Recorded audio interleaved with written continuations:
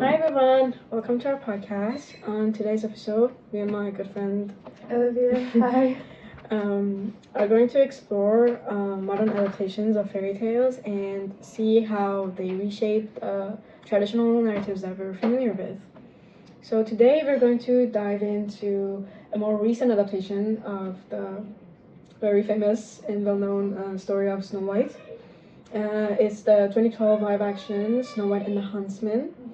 By looking at this movie, we can see how the plot is darker, it's more action-packed, and most importantly, I think it reshapes the two central female characters and gives them more complexity and depth.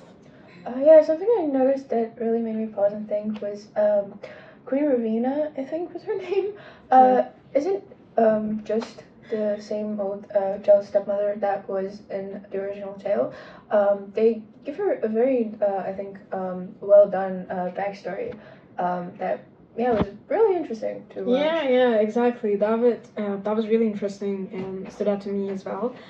So in this version, we can see how Queen Ravina has been traumatized by powerful men in her past, and so she's determined to never go powerless again. So she kills the king and takes the crown. And throughout the whole movie, we can see how she's obsessed with keeping her power. Yeah. And she's also obsessed with maintaining youthful and beautiful. And to do that, she eats young birds' hearts and young girls' souls. Yeah. And at one point, we can see that old familiar narrative where she goes to her magic mirror and asks the magic mirror, who's the fairest of them all? Yeah. And so the magic mirror gives the answer that we all know. Yeah. That Snow White is fairer than you. And the magic mirror tells her that in order to be immortal and keep youthful forever, she needs to take the heart of Snow White in her hands. And so she's, after killing Snow White and grabbing her heart and consuming it. But we can see how Snow White is not that passive girl anymore who seeks rescue from other men, particularly in Disney's movie it was the Seven Dwarfs and the true love's kiss from the prince.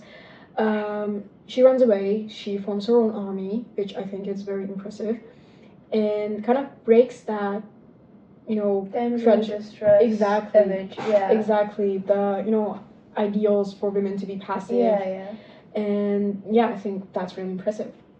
That's quite thought-provoking, especially considering that fairy tales have a tendency to blame everything on the older woman who's seeking power and kind of punish them.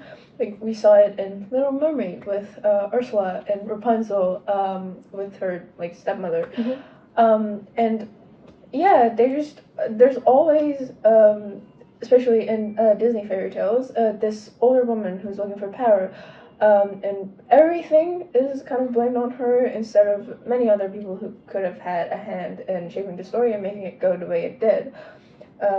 It kind of always pins everything onto this one older power-seeking woman. Yeah, that actually is such a great point.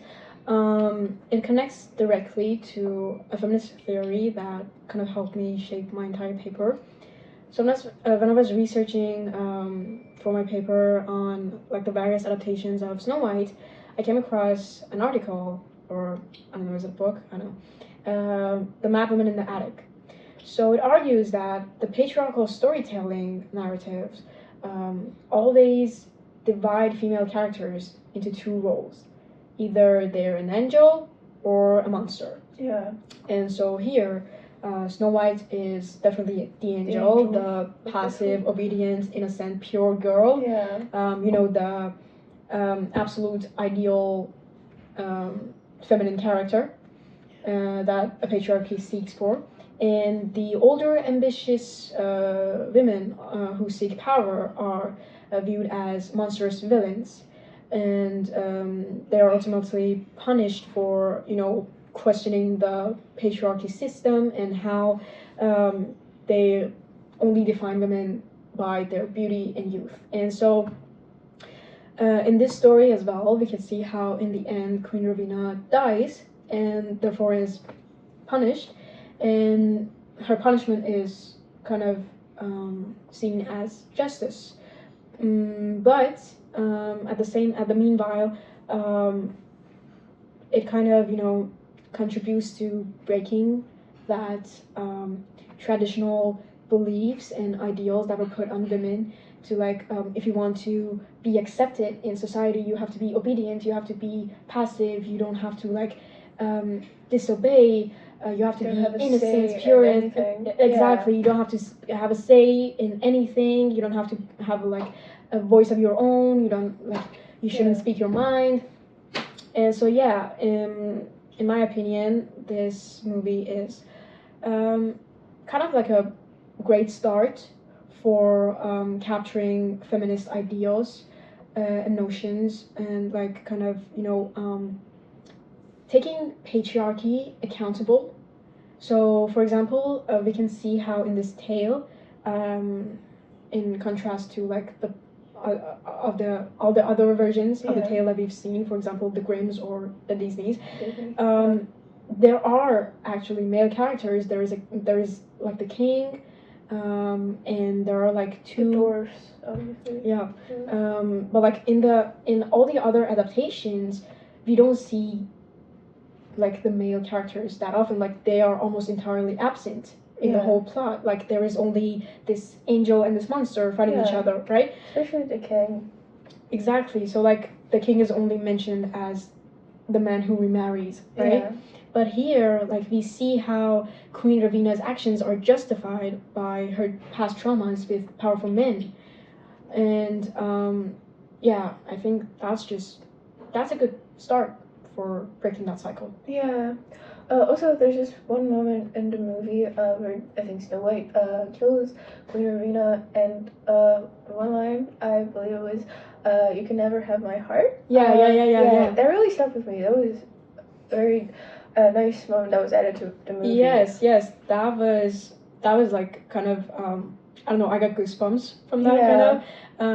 So it was right after Snow White stabbed Ravina, and she was dying, she was transforming from a young beautiful woman to her true older self. Snow White turned to her and said, "You can't have my heart," and I think that's really amazing how they have given Snow White her agency, her authority to control her fate. You know what I mean? She's not that passive little girl anymore who needs rescue from a man. She fights off the queen herself. She kills her, and she stands her ground. She turns to her and say that you can't have my heart in order to be young. So my heart is my own, my fate is my own. I decide for myself. And so the story ends there when after Ravina dies, Snow White becomes queen. And I think that's just amazing how she didn't need a man to defend her, to save her, and she just she was much more active than all the tales that we're familiar, all the adaptations that we're familiar with. And also we've up until now we've mostly talked about Ravina. Good thing that we switched the conversation over to Snow White. What about her character in the movie? Let's talk a little bit more about that. Yeah. So what do you think? Personally, I think that she's more active, she has more agency, she's authority, and how she kind of escapes and then forms her own army. She wears armor, she goes to fight off the queen.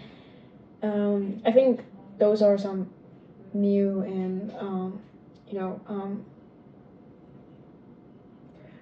not really dealt with before. Yes, exactly. Those are new notions. That are kind of we can count them as an oppressive attempt towards going towards a path that takes males accountable for the system that they have brought up. And having retellings and adaptations like these is kind of very eye-opening. It invites us to think more deeply about these fairy tales that we're very familiar with and have heard since childhood, and to look more into them and understand the structures, the tropes. Yeah, exactly. I agree with all you have said. Like, I love modern retellings because they not only they invite us to reimagine like the fairy tales that we have grown up with, kind of, but they also kind of open our eyes to the very traditional ideas that we were brought up about, like beauty, power, gender, and all that kind of stuff. And it really shows how fairy tales aren't just like innocent bedtime stories. Exactly, that are designed to entertain children. They are reflective of the traditional values of their time, and I'm personally glad to see how modern retellings are reshaping the narrative towards like a more feministic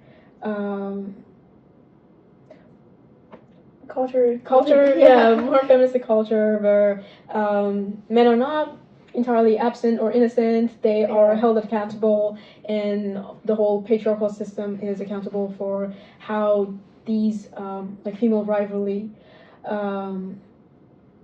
form between like the female characters of the stories. So thank you for listening to our podcast. Thank you.